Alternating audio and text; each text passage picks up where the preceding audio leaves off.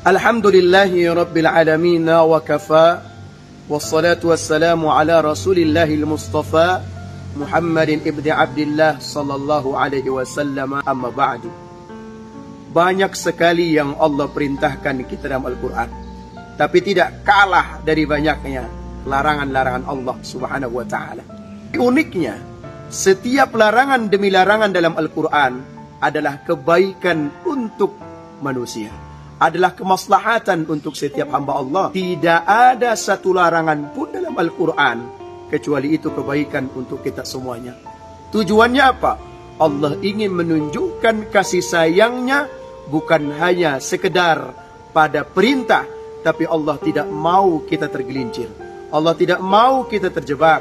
Allah tidak mau kita dijilat oleh api neraka. Allah pula tidak mau hidup kita sengsara.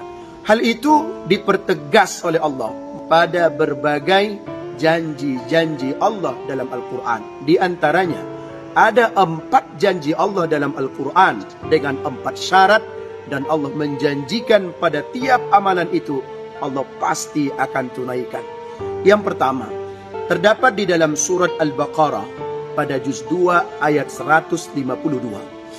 Allah janji, fadhkuruni adzkurkum. Perbanyak berzikir kepada aku pasti ingat kamu. Sebut namaku ketika berada di lautan, Allah pasti akan hadir ketika kita berada di sana. Sebut nama aku, kata Allah, ketika engkau berada di udara, ketika kita berada di daratan. Sebut nama aku, kata Allah, ketika engkau dalam keadaan bahagia. Maka pada saat sulit, saat nanti terhimpit, Allah pasti ingat kita dalam kondisi apapun. Perbanyak zikir kepada aku pasti banyak nanti mengingat kau. Janji yang kedua terdapat di dalam surat Al-Baqarah juga pada juz 2 ayat 187. Ujibu da'watad da'i. Allah berjanji melalui ayat ini, kalau mereka berdoa dan minta kepada aku pasti kabulkan. Artinya apa? Setiap kita berdoa, sungguh-sungguh berdoa kepadanya, yakin bahwa doa ini akan dijawab oleh Allah Subhanahu wa taala. Allah menjanjikan untuk mengijabahnya. Doa adalah ibarat proposal kehidupan kita. Makin bagus isi proposal itu, makin bagus etikanya, cara penyampaiannya, runutannya, makin baik, makin indah, maka Allah Subhanahu wa taala makin senang mendengar kita berdoa. Hanya saja ada yang perlu kita pahami, bahwa ketika Allah Subhanahu wa taala mengabulkan doa itu ada dengan 3 cara. Pertama, Allah mengabulkan doa dengan cash. Yang kedua, tertunda, bukan tidak dikabulkan, tapi ditunda. Yang ketiga, mengabulkan doa menunggu pada saat yang tepat untuk Allah kabulkan kepada kita. Ketiga adalah di dalam surat 14 ayat 7. Allah Subhanahu wa taala berfirman, wa idz ta'adzana rabbukum la in syakartum la azidannakum. Kalau bersyukur, Allah pasti akan tambah. Tiap kali nikmat ini disyukuri, Allah pasti tambah. Tapi cara mensyukuri itu tidak cukup dengan lisan. Cara mensyukuri tidak cukup menggunakan tulisan caption di WhatsApp, menulis caption dan cerita curhat di dalam media sosial. Bukan itu rasa syukur. Rasa syukur adalah ketika menunaikan hak-hak Allah lebih awal sebelum hak-hak lainnya. Ketika ia datang kepada Allah lebih awal daripada seluruhnya. Ketika seseorang itu merasa butuh kepada Allah Subhanahu wa taala, maka Allah jauh lebih butuh kepadanya. Ketika ia datang kepada Allah dalam waktu salat yang lebih tepat, maka rezekinya akan datang dengan tepat.